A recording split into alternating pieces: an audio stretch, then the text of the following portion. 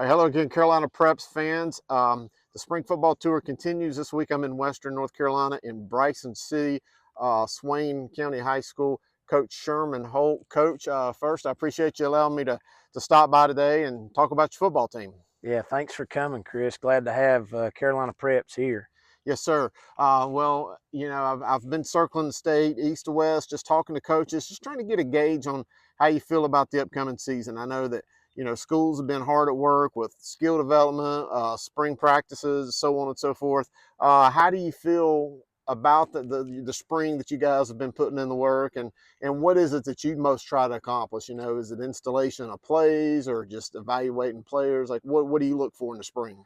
So for most of us, coming from the winter lifting program into the spring summer program, just trying to get our kids where they need to be physically, and then we finished spring practice last week. We got a couple weeks in, and so just trying to see some of those young kids that might not have necessarily played a whole lot in the varsity atmosphere, just seeing kind of how they've progressed from fall to spring. Are they picking it up a little easier? And so just basically installing, getting our kids crisp as far as understanding offense, defense, special teams, philosophies, and so feel good about it. Got a lot of kids out. Got a good group of kids, and just excited about starting our summer program here in a couple weeks after we get done with exams and school gets dismissed. Now, I know you're a smaller school, so what percentage of your guys you say probably play multiple sports that you have to share them with other baseball, track, so on? I would say probably 70% of our football kids do at least two sports. Most of them do three. You got a lot of football, basketball, track, or football, wrestling, track, and then got a handful of baseball players that play football, basketball, and baseball. So got to be kind of careful with that in spring practice. Had kids running in the regional track meet last week, so we practiced just a couple days just to get some stuff done. So just got to be conscientious of those athletes that do multiple sports, and just kind of, not necessarily take it easy on them, but just understand when they Sure. got to be at their prime for their other Sure. sports. Last year, I would say you guys had a very un-Swain County-like season. Unfortunately, you just didn't quite work out the way you had planned for. But, I think that goes to show also, especially at a small school, a few injuries here and there can really sidetrack a season.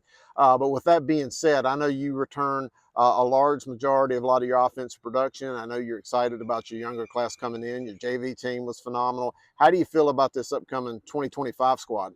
So going to be young, but got a lot of kids that can play some football. Um, our sophomore class, we're going to rely on them a little bit because some of those kids moved up after their JV season last year and played a lot of reps for us on Friday nights. And then our senior class, those guys are leaders. Looking forward to seeing what they do in a leadership role outside of just playing football. So it's going to be big for us. We're excited about what we can do. Got to stay healthy. I think that's everybody's biggest thing, is if we can stay healthy, we feel like we got a chance to be competitive. Last thing I'll ask you, and I'm standing right here. Beautiful football stadium, by the way. Competing in the Smoky Mountain Conference, it's never easy, but it's probably always a fun environment for football. The Robbinsvilles, the Murphys of the world. I imagine fall Friday nights here. You got the S behind you, the bush that turns maroon. I mean, it's got to be fun to coach in this place. It is. Anytime I think you coach in a league that's very tough as far as both physically and just the environments that you play in.